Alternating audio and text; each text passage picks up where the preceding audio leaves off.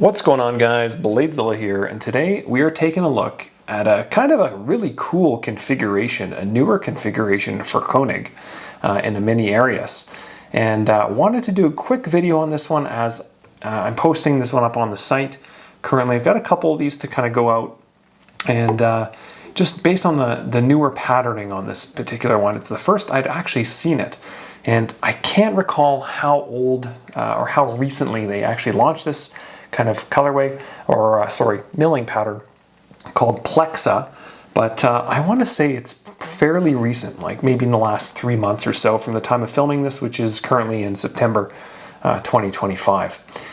So sit back, relax. This is the one we're taking a look at today, a non-flipper, aka there's no flipper tab, which would normally be sitting right here, mini Arius in the Plexa pattern. Really cool knife. This is going to go very quickly on the website just because of the configuration. It's super cool, and figured why not show it for a couple minutes here, talk about it, and have a pop, a beer, a wine, or whatever you're into. Go ahead and grab that. As a reminder, guys, check out bladezilla.ca. That's my site here in Canada, where a lot of the knives featured on this YouTube channel are available for sale.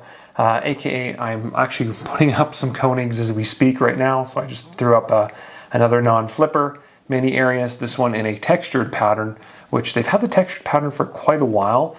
It looks really cool. I really like the Corda pattern, and then now this new Plexa pattern, also super sick, and I can't really pick which one is my favorite.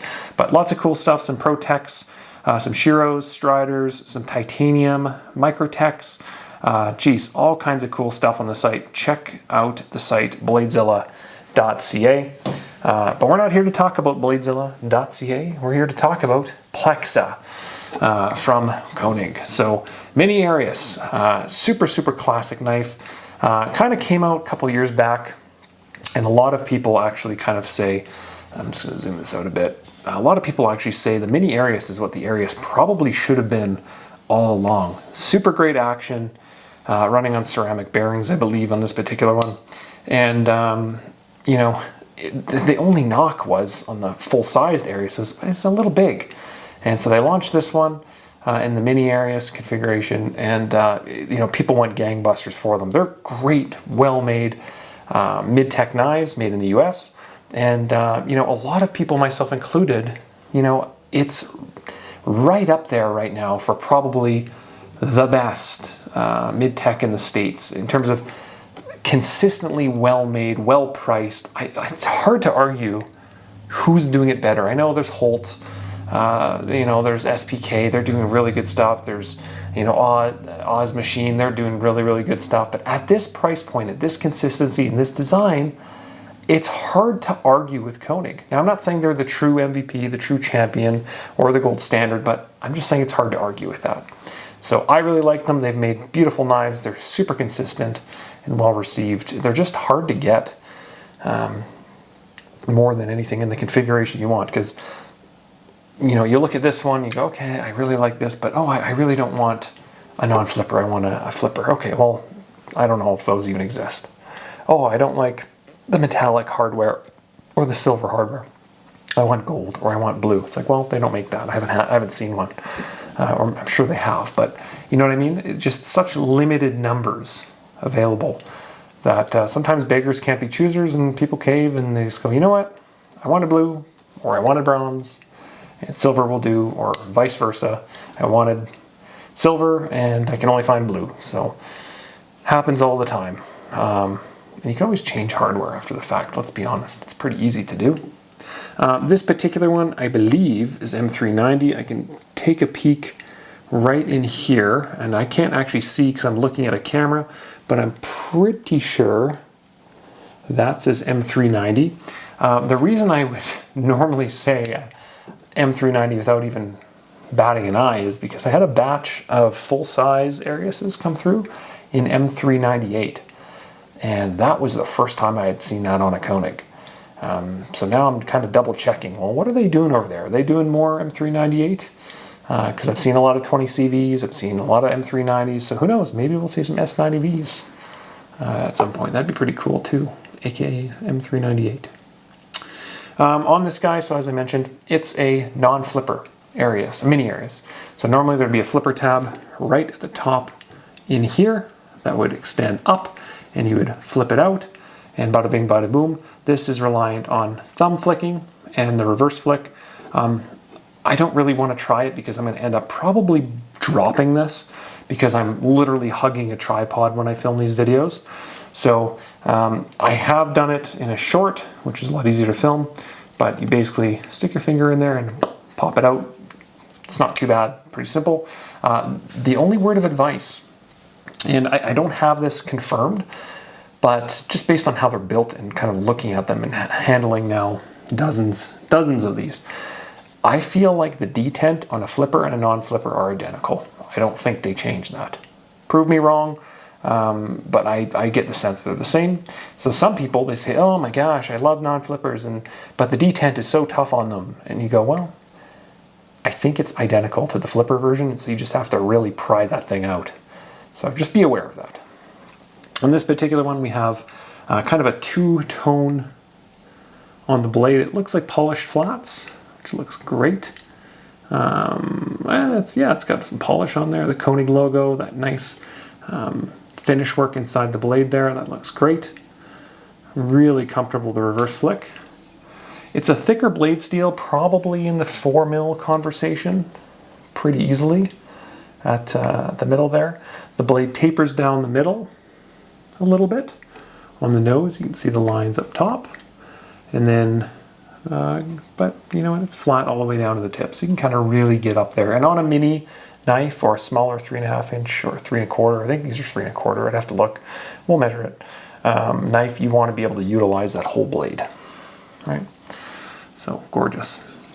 They are super drop shutty. They were very Grimsmo-esque in nature, just from their action. So they're not Shiro float home, they're more drop shutty. Really smooth, nothing wrong with that. In terms of the back, let's take a look around. We've got a metal lock bar insert / over travel stop hiding in there as well. And what percentage? Probably less than 25% blade lockup, which is kind of the new norm of just really solid frame locks. It's tough to do consistently, I'd say. So really nicely done. The hardware, like I said, it's all that kind of silver hardware on the back spacer, and then on the hardware itself, looks like T8s, if I'm guessing. And other than a couple more on the back here, and then we've got that polished center pivot. So it looks good. It is skeletonized quite a bit on the inside of these. Lots of material taken out to kind of reduce weight and maintain balance. My scale's not here, but I know for a fact they're right around 3 ounces, 3.2 ounces, depending. I guess the non-flippers would be a little bit lighter, but I thought they were around 3.2 ounces, so maybe a flipper's 3.3. Pretty negligible. They're not built any different, so pretty cool. We will get some measurements because I actually have no concept of how long this particular one is, but I'm guessing 3.25 or 3. Geez, way less. So the center of the choil, you're at 3 basically. Sharp, you're at 2.75, but you'd probably measure this at 3 inches. In terms of the handle length, we're coming in at 4.25, 4 3/8 to the end of that back spacer, probably more in the 4.25 conversation. And then we'll get a closed measurement because I don't think anything sticks out. No. So same measurement in closed. So there you go. That's about as close as I can get to measuring. That's 4.25. I'd say pretty much fair. And then, like I said, 3.2 ounces is what I thought it was. I mean, and I just wrote up a spec sheet on this, so I'm pretty sure it was like 3.2 ounces. That was on the start of the video there. I literally just did that. So great. Some size comparisons. We'll get into that next. What do we want to start with today on the small guys? Well, you know what? Why don't we get into the mid-tech Oz Roosevelt. Love having this one laying around. Almost a direct competitor. If you guys threw these into a cage death match, there would be a coin flip like win on each, because you know what? Made in the US, high handles, great blades, very similar action-wise, but the Oz has a couple different more holding positions in the handle, as you can kind of see, under the pivot, which really differentiates and distinguishes it from the Koenig. But, you know, now you're getting a lot more barrel in the hold on the Mini Arius. So, don't know who wins that fight. From my perspective, it makes sense to have both in the case, which is never a bad thing. Let's go to the Chris Reeve large Sebenza, and then I'll do the small. This one should oust it big time in terms of size. So there you go. Quite a bit bigger, more of a Koenig Arius size on this one. I think they're around 3.5-inch blade, so maybe a little bit bigger than I'd like to kind of showcase, but a lot of you guys have a lot of large Sebenzas out there, so a good fair comparison. There's your small Sebenza, and I'm still on the fence where I go, you know, sometimes I feel like the small Sebenza is a little bit small and the big is just perfect, and I wonder if they'll ever split the difference. You know, like Shiro did, the F95 and the Neon, they split the difference and made it a stellar and sold a ton of them. And I feel like sometimes, like just look at that. I wonder if there's any wiggle room in between. I know they're kind of falling off the screen, and I'm kind of going off the track a little bit here, the script. But I wondered, is there room in there for another one? I bet they would sell like crazy. But I don't run that company or affiliate with them too much. I love Chris Reeve, and I've got a case full of them here. I think they're some of the best liner lock worker knives in the business. And man, I wish I had 100 more of them. I wish I had nothing but Zons available, man. I tell you, they're so cool. Speaking of which, there's an S45VN Zon in a sandblast finish. If I'm a wishing man, I wish I had a glass blasted Magna Cut drop point Zon, but I don't. So I'll settle for this. I joke, obviously. One of the coolest knives ever. So there's your Zon from Chris Reeve for some US made comparisons. We will do the Triaxis Midnight as well, just because we're kind of in a similar size wise. So there you go. A little bit more deployment, you know, the choil's a little more accessible. But, you know, very Oz Roosevelt Mini Arius E, kind of overall, a little more options when you can order them. They're all numbered, and you can do basically any kind of configuration you want when you order the Triaxis Midnight. I believe I've done a video on this exact one in the past. Super cool.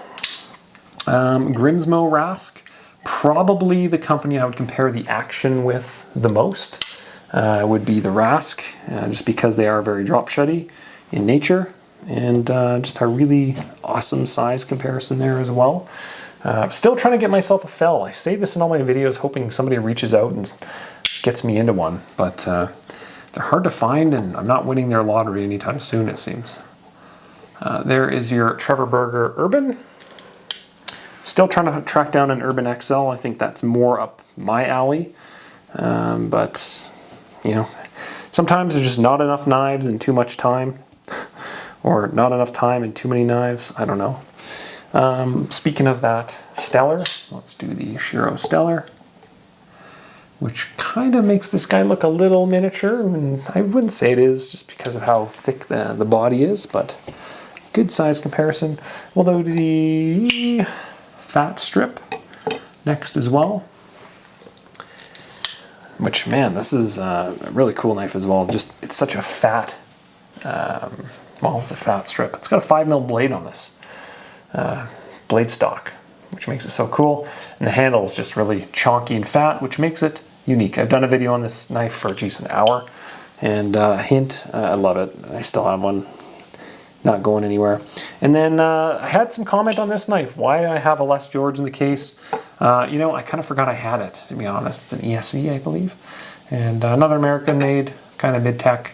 There you go, size comparison-wise. Kind of short and stabby, and flipper, but nonetheless, pretty darn cool. And I'm just kind of going through the case as I'm filming this just to see if there's anything in the short, stubby, small end of things that I want to really showcase next to it. I think that's kind of it. There's no sense going down the Shiro line, as they're not really the same kind of knife, in my opinion.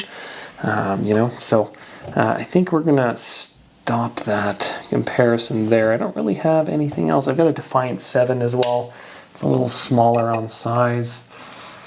So there you go. Pretty interesting knife. Kind of old school in nature. Got a heavy stone wash on it as well. So that's kind of a cool knife. But anyway, we won't go down anymore. I was going to show a Shirogorov CD2. I was like, hey, that looks like a small something, but no, that would be different.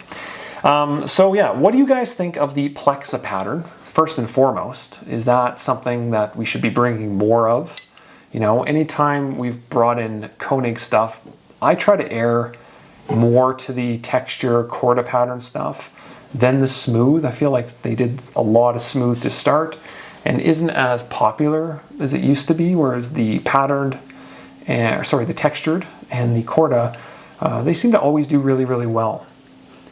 And this Plexa, you know, people are kind of loving it online.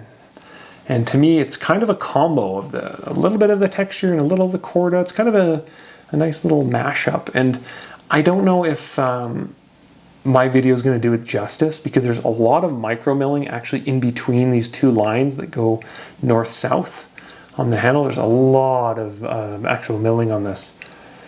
That I encourage you, if you're watching this, switch it out to 4K now, and really take a peek of what I'm kind of talking about. I don't know if the camera's picking it up. I can't tell. I'm looking at a 1.5-inch screen here, and I'm getting some light in through some blinds, which, geez, it's late in the day on a Sunday, so my goodness, I should probably not go too crazy with this video. The lighting's not optimized right now, but maybe the sun will kind of pass by here and we'll kind of be okay. But anyway, it was meant to be a short video anyway, so I don't want to go too long on this one.